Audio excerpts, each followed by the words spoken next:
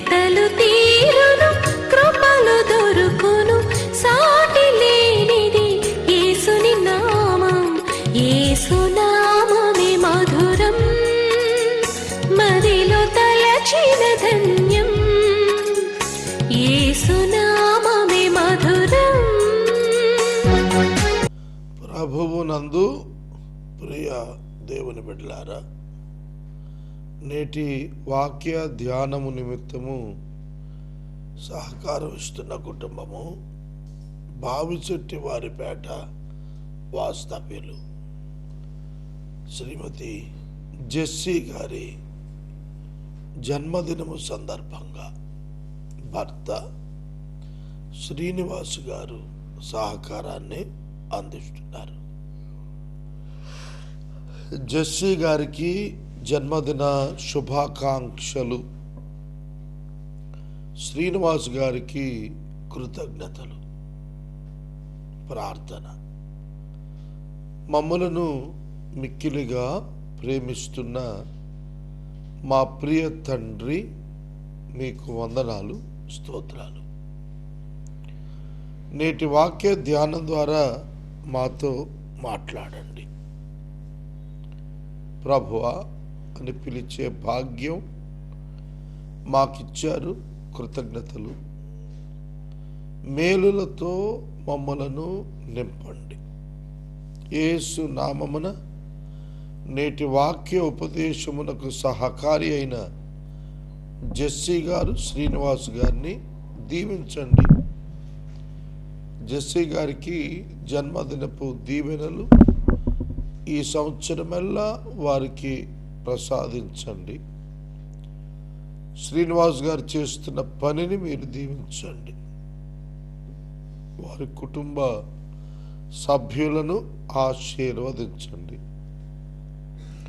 యేసు నామమున ప్రార్థిస్తున్నాను తండ్రి, ఆమెన్. ప్రియమైన దేవుని పిల్లలారా, పరిశుద్ధ బైబిల్ గ్రంథము అపోస్తలుల కార్యములు గ్రంథము 8వ అధ్యాయము 5వ వచనం మొదలు ఫిలిప్పు పరిచర్య ఈ అధ్యాయం అంతటా వివరించబడింది. ఫిలిప్పు పరిచర్య మధ్యలో ఫిలిప్పు పరిచర్య చేత మార్పు నొందిన వారు పరిశుద్ధ ఆత్మ అభిషేకం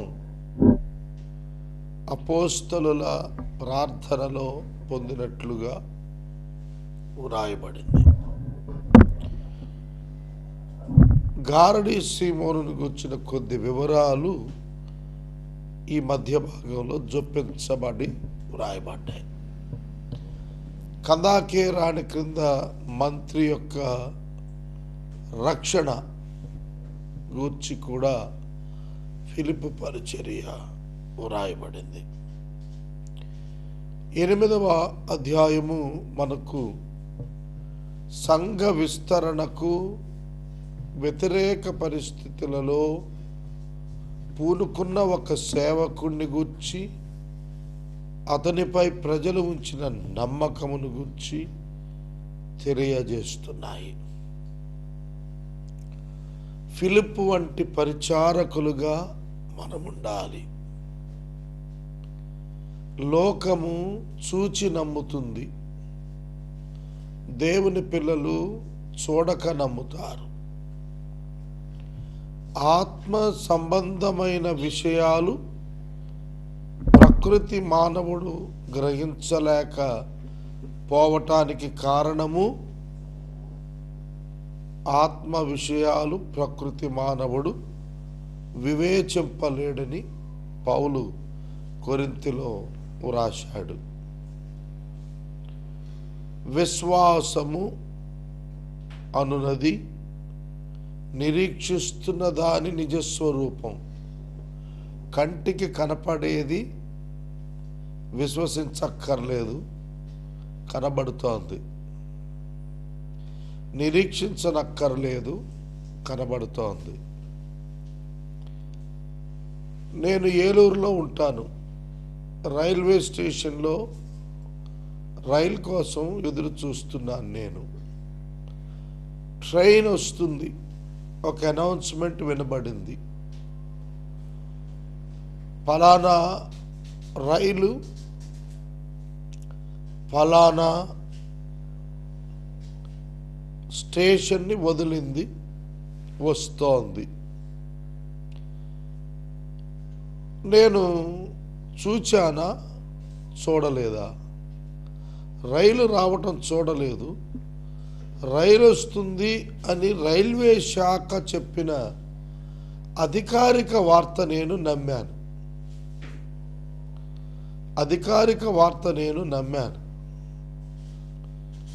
ఆ రైలు వస్తోందని నిరీక్షిస్తున్నాను. ఆ రైలు వచ్చింది, చూచాను, ఎక్కాను, ప్రయాణించాను. అయితే ఆ రైలు స్టేషన్కు రాకముందు రైలును గురించిన అధికారిక అనౌన్స్మెంట్ అయిన తర్వాత మధ్యకాలంలో నేను ఎదురు చూచాను. దేనిని నమ్మి ఎదురు చూచాను? అధికారిక వార్తను నమ్మి ఎదురు చూచాను. ఓకే, నేను ఎదురు చూచాను, రైలు రాలేదనుకుందాం. ఏమిటి? అనేక మంది ఈ దినాన చూచి నమ్మాలనుకుంటున్నారు. అధికారికముగా రైల్వే శాఖ ఇచ్చిన మాట నమ్మి ఎదురు చూస్తావే, రైలు వస్తుందని, ఎక్కుతాను, వెళతానని.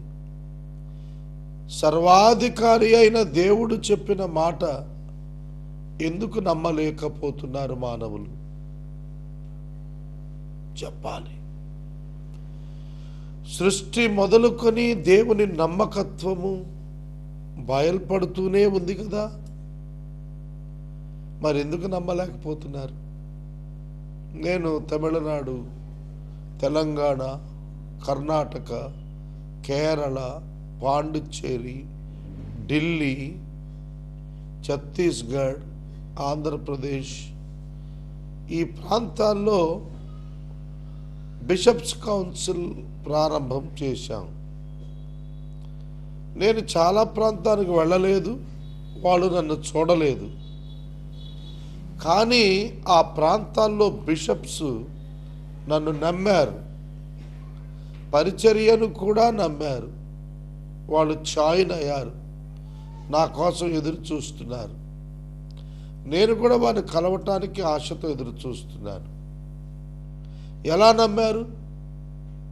విన్నారు, నమ్మారు, ఎదురు చూస్తున్నారు. అలాగే వాక్యాన్ని విన్నవారు నమ్మాలి కదా. నమ్మకుండా ఎట్లా ప్రభువు విషయాల పట్ల ఎదురు చూస్తారు? నిన్నటి రాత్రి ఇదే సమయంలో నేను తెలంగాణ, హైదరాబాద్ నందు 29 మంది బిషప్స్ మధ్య ఒక ప్రకటన చేశాను. Christian community centre government fail అయిన ప్రాజెక్టు ఇండివిజువల్గా కంప్లీట్ చేయించగలుగుదాము, అది సంవత్సరంన్నరలో అని చెప్పి ఒక అనౌన్స్మెంట్ ఇచ్చా. All the 29 bishops believed that without having single NP in our hands. నిన్న మరీ దారుణం, నా జేబులో పైసా కూడా లేదు. నా హైదరాబాద్ ట్రావెల్ ఒక బిషప్ గారు, 2 బిషప్ గారులు నన్ను తీసుకుని వెళ్ళారు, తీసుకొచ్చి నా ఇంటి దగ్గర వదిలిపెట్టారు. జేబులో పైసా లేని నేను 30 కోట్లతో తెలంగాణలో క్రైస్తవ భవనం మేము కడతాము, వెళదాం ముందు కంటే all the 29 bishops trusted that. ఎందుకు అంటే the God and his power promised to the church and the believers to exhibit before the Gentiles. అది నమ్మాం, అందుకు నమ్మాం. అందుకు విశ్వసించాం, అందుకు ఆనందించాం, అందుకే తెరవబడిన ద్వారాలు చూడగలుగుతున్నాం, నిర్మాణమవుతున్న భవనాన్ని వీక్షించగలుగుతున్నాం. ఇదంతా మెంటల్ అంటారా? అవును, ఖచ్చితంగా అంటారు. ఎవరు? ఇది అర్థం కాని వారు, దేవుణ్ణి ఎరగని వారు ఇది సింప్లీ డైవర్షన్ అండ్ సైకిక్ అని అనుకుంటారు. But it is faith on God alone, in Christ alone. దేవుని యందు, క్రీస్తునందు మాత్రమే నమ్మకం ఉండి నమ్మగలిగాం. ఆనాడు కూడా ఫిలిప్పు మాటలు శ్రమకాలం, అది గొప్ప హింసకాలం. People believed him and his word. It is the act of the holy spirit. ఇది పరిశుద్ధాత్ముడు చేసిన కార్యము. విశ్వసించిన వారిలో పరిశుద్ధాత్ముడు చేసిన కార్యము నమ్మకము కలిగించుట. ఫిలిప్పు చెప్పిన మాటలపై నమ్మకము కలిగించాడు పరిశుద్ధాత్మ దేవుడు. నేను చెప్పిన మాటలపై నమ్మకత్వాన్ని కలిగించాడు అదే పరిశుద్ధాత్మ దేవుడు. ఆనాడు ఉన్న ఆత్మదేవుడే ఈనాడు కూడా ఉన్నవాడై ఉన్నాడు. కనుక దేవుని విషయాలు మనం గుర్తుపట్టాలి.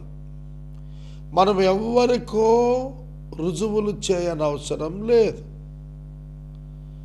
You don't need to prove the God and his work to the world. లోకానికి మనం రుజువు చేయక్కర్లేదు, రుజువు అయి తీరుతుంది అది. It will happen and it will be proved in it's time. అర్థమవుతుందా? అలాగే ఇక్కడ కూడా క్రీస్తును వారికి ప్రకటిస్తున్నాడు. ఒక వ్యత్యాసం గుర్తించాలి మీరు. సువార్త ప్రకటన అంటే సంఘానికి రెండని పిలవటం కాదు, క్రీస్తును పరిచయం చేయుట. క్రీస్తును గూర్చి పరిచయం చేయటం సువార్త కాదు. క్రీస్తు అను వ్యక్తిని పరిచయం చేయటమే సువార్త. అపోస్తలుల కార్యముల గ్రంథము 8వ అధ్యాయము 5వ వచనములో ఫిలిప్పు సమరయ పట్టణం వరకు వెళ్ళాడు. He gone there, he went there. వెళ్ళాడు, క్రీస్తును వారికి ప్రకటించాడు. He preached Christ. He preached Christ.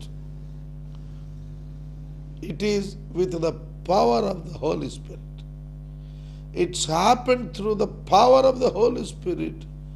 Preaching Christ is different from preaching about Christ. అర్థం చేసుకోవాలి. What is the difference? Preaching about the Christ is nothing but giving about the information of Christ. And preaching Christ is nothing but your experience with Christ and giving you the hope of happenings in your life also through Christ. అది సంగతి. సువార్త ప్రకటించటం, క్రీస్తును గూర్చి ప్రకటించడం అంటే సమాచారం చెప్పటం. క్రీస్తును ప్రకటించడం అంటే నీ అనుభవమున క్రీస్తును, ఆయన చేసిన కార్యమును వివరించటం. కనుక you can make others to believe by your personal life. అర్థమైందా? కనుక అక్కడే జరిగింది. విచిత్రం ఏమిటంటే they believed in Philip and his words and received Christ. వాళ్ళు ఫిలిప్ను తెలుసుకున్నారు, నమ్మారు. పిలుపు మాట నమ్మి యేసును తెలుసుకున్నారు, యేసును కలిగి ఉన్నారు, యేసును నమ్మారు. This should happen in evangelism. ఒక ఆయన నాతో అన్నాడు, నేను ఉద్యోగాలన్నీ మానేశాను, చాలా ఇబ్బందులు పడుతూ కూడా సేవ చేస్తున్నాను అన్నాడు. నేను ఆయనకి చెప్పాను, నువ్వు ఉద్యోగాలు ఎందుకు మానేసినావు? ఇబ్బందులు ఎందుకు పడుతున్నావు? నువ్వు పడుతున్న ఇబ్బందుల్ని ఉద్యోగానికి ఎందుకు లింక్ పెట్టి ఆలోచిస్తున్నావు? నేను ఉద్యోగం చేస్తే ఈ సమస్యలు ఉండేవి కాదు నా. మరి ఉద్యోగం చేయి, ఉద్యోగం చేసి సేవ చేయి, వద్దని ఎవరు అన్నారు? కనుక చాలామంది ఎట్లున్నారంటే క్రీస్తును గూర్చి చెప్పేవాళ్ళు ఎక్కువ ఉన్నారు. క్రీస్తును ప్రకటించాలి. మేము పునరుద్ధారుడైన క్రీస్తును ప్రకటిస్తున్నాం. మేము పునరుద్ధారుడైన క్రీస్తును ప్రకటిస్తున్నాము. We preach the resurrected Christ. We preach the resurrected Christ. పునరుద్ధానము చెందిన క్రీస్తును ప్రకటిస్తున్నాము. Not about the Christ, but Christ directly. స్వయంగా తిన్నగా we are introducing Christ. Simple, that is evangelism. ఇది ఎంతమందికి అర్థమైందండి? ఇవాళ కొందరు వస్తున్నారు ఇళ్ళమట, వచ్చి క్రైస్తవులనే కలుసుకొని, మా పాస్టర్ గారు చాలా భక్తి గలవాడు, మా చర్చి చాలా బాగా కట్టాడు, మా చర్చిలో మంచి వసతులు ఉన్నాయి, కూర్చోటానికి వినటానికి, మాకు ఒక మంచి క్వైర్ కూడా ఉంది, మా సేవకుడు చాలా బాగా చెప్తాడు మీ సేవకుడి కంటే, మా చర్చికి వస్తారా అని పిలుస్తున్నారు. అమ్మ మీరు ఎక్కడికి వెళ్ళిస్తున్నారు అని అంటే, ఏమండి సువార్త ప్రకటనకి వెళ్ళామండి అంటున్నారు. సువార్త ప్రకటనకి వెళ్ళటం అంటే వేరే గుడికి వెళ్ళేవాడిని మభ్యపెట్టి మీ గుడికి దాటవా? ఈ పాస్టర్ కూడా ఎట్లుంటాడంటే వాళ్ళ రక్షణ మారు మనసు వాడికి పట్టదు. వాడి ఉద్యోగం దశంభాగం, వాడు కానుకలే వీడికి కావాలా?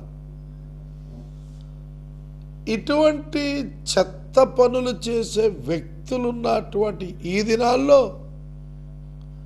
ఫిలిప్పు లాంటి సేవకులు లేవాలి. Not to have the interest on the people's tithe and the offertory. అర్థమవుతుందా? ప్రజల యొక్క దశమ భాగాల మీద ఆధారపడేటువంటి మనస్సు కలిగిన వాడు సేవకు రాకుండా ఉంటే మంచిది. సేవకు రాకుండా ఉంటే మంచిది. ప్రియమైన దేవుని బిడ్డలారా, ఫిలిప్పు క్రీస్తును వారికి ప్రకటిస్తున్నాడు. జన సమూహాలు విని ఫిలిప్పు చేసిన సూచక క్రియలు చూచి అతడు చెప్పిన మాటలు యందు ఏక మనసుతో లక్ష్యం ఉంచగా అనేకులకు పట్టిన అపవిత్రాత్మలు కేకలు వేసి వదిలిపోయాయి. పక్షవాయువు కలిగిన వారు, కుంటివారు స్వస్థతలు పొందారు. పట్టణములో మిక్కిలి సంతోషం. If the gospel was preached, the city will rejoice. Please understand. నిజమైన దేవుని సువార్త ప్రకటించబడినప్పుడు దేవుడు తన క్రియల చేత, తన మహత్తు చేత మనుషుల జీవితాలను మారుస్తాడు. అప్పుడు ఆ పట్టణములో మిక్కిలి ఆనందం కలుగుతుంది. చీకటి నిండిన జీవితాలు, పాపముతో మ్రగ్గుతున్న బ్రతుకులు వెలుగు చేత నింపబడతాయి. the power of the gospel can transform a person like Christ. క్రీస్తు వలె మార్పు చెందుటకు, రూపాంతరం చెందుటకు సువార్తలోని బలము ఉపకరిస్తుంది. అది పరిపూర్ణముగా శక్తితో క్రియ సాధించినప్పుడు పట్టణము నివ్వెరపోతుంది, మిక్కిలి ఆనందిస్తుంది. ప్రియమైన దేవుని బిడ్డలారా, ఒక నగరము ఎప్పుడు ఆనందించగలుగుతుంది? విడుదల వచ్చినప్పుడు కదా. విడుదల క్రీస్తు ద్వారా సంభవిస్తుంది. నీకు నీ జీవితంలో అర్థమైపోతుంది. మీకో విషయం తెలుసా? ఇవాళంతా కూడా నా పాకెట్లో ఒక్క పైసా లేదు. నా ముందు చాలా సవాళ్ళు ఉన్నాయి. నా మనసు నిత్యము పరలోకం వైపే చూస్తోంది. నేను డబ్బు కొరకు అడగటం లేదు. ఆయన నామ మహిమ జరగాలని ప్రార్థిస్తున్నాను. ఆయన శక్తి ప్రజల ఎదుట కనుపరచబడాలని అర్థిస్తున్నాను. గ్రహిస్తున్నారా? I don't need to ask money from God, but I can ask God to show His power and majesty in His work. ఆయన పనిలో ఆయన మహిమ, ఆయన ఔన్నత్యము కనపరచమని అడుగుతున్నాను. ఆయన మహిమ కనబడుతుంది ఎప్పుడు? ప్రజలు స్వచ్ఛందముగా ముందుకు వచ్చినప్పుడు. ఫిలిప్పు సువార్త ప్రకటిస్తున్నాడు. పరిశుద్ధాత్ముడు అద్భుతాలు చేస్తున్నాడు. ఆ నేపథ్యంలో ప్రజలు రూపాంతరం చెందుతున్నారు. నగరమంతా ఆనందంతో నిండిపోతుంది. This should happen at the end times also. ఇది చివరి దినాల్లో కూడా జరగాల. ఇది చివరి దినాలలో కూడా జరగాల. మిత్రులారా, నేను ఒక ఇద్దరు వ్యక్తులను పిలిచి చెప్పాను, మీ లైఫ్లో చాలా ట్రబుల్స్ ఉన్నాయి. You please come and stay with me for some time a day. Your problems will be solved by the power of the God and by the help of the God which He provides. వాళ్ళు చాలా ఆనందించేశారు. వెళ్ళారు, ఇప్పటికి గనపడలేదు. ఇవాళ మనుషులు ఎట్లున్నారంటే, సమస్యలు వారిని వదిలి వెళ్ళాలని కోరుకోవటంలా, సమస్యలను అంటిపెట్టుకొని దిగులుగా బతుకుతూ సింపథెటిక్ లైఫ్ కోసం ఎదురు చూస్తున్నారు. బానిసత్వం. ఇది క్రైస్తవునికి కూడదు. విశ్వాసి స్వతంత్రుడు అవుతాడు తప్ప బానిసుడు కాదు. గుర్తుపెట్టుకోండి. క్రీస్తును పొందినవాడు స్వతంత్రుడు. ఆ స్వతంత్రత అంతరంగంలో రాకపోతే నువ్వు విశ్వాసము కాదు. ఆనందం వస్తుంది స్వాతంత్రం వచ్చినప్పుడు. గెలిచామనే భావన కలుగుతుంది. తప్పించుకున్నామనే సంతోషం కలుగుతుంది. రక్షించబడ్డామనే తృప్తి కలుగుతుంది. ఇవి రానప్పుడు యు ఆర్ అండర్ పర్వర్షన్. నువ్వు పక్కదారిలో ఉన్నావు, ఇంకా ప్రభువులో రాలా, భ్రమపడుతున్నావు, ప్రభువులోకి రాలేదు అని అర్థం అన్నమాట. సోదరుడా, సోదరి, The gospel must change your life. And Christ must renovate your life. మీ జీవితం నూతనపరచబడుతుంది క్రీస్తు వస్తే, లేకపోతే లేదు. క్రీస్తు వచ్చినాడు అని నువ్వు చెప్పుకొని నూతన జీవితం, నూతన బ్రతుకు, నూతన దృక్పథం, నూతన మాటలు, నూతన ప్రవర్తన, నూతన ఆనందము, నూతన సంతృప్తి, నూతన అధ్యయనము, నూతన గమ్యము నువ్వు లేకపోతే, కలిగి లేకపోతే, there is a problem in you. నీలో ఇంకా సమస్య ఉన్నదని గుర్తెరగా. ఫిలిప్పు యొక్క మాటలకు ప్రజలు స్వస్థత పొందారు, దురాత్మలు వదిలిపోయాయి, ప్రజలు మారు మనసు పొందారు, ప్రజలు పరివర్తన పొందారు, లోకం ఆనందించేట్లుగా జరిగింది. ఇది జరగాలి అంచెదినంలో. నేటి వాక్య ఉపదేశానికి సహకారం ఇచ్చిన కుటుంబము భావిశెట్టి వారి పేట వాస్తవ్యులు జెస్సీ గారి జన్మదినం సందర్భంగా భర్త శ్రీనివాస్ గారు కుటుంబ సభ్యులు సహకారం ఇచ్చారు. సహోదరి సిహెచ్ జెస్సీ గారికి ధన్యవాదాలు, దీవెనలు. ప్రార్థన.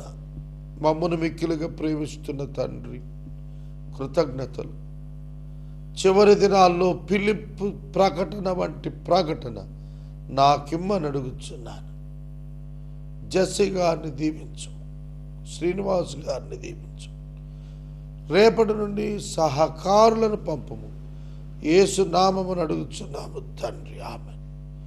తండ్రి అయిన దేవుని ప్రేమ, కుమారుడైన యేసయ్య కృప, పరిశుద్ధాత్మ దేవుని యొక్క అన్యోన్య సహవాసము సదాకాలం మనకు తోడైండునుగాక. ఆమేన్.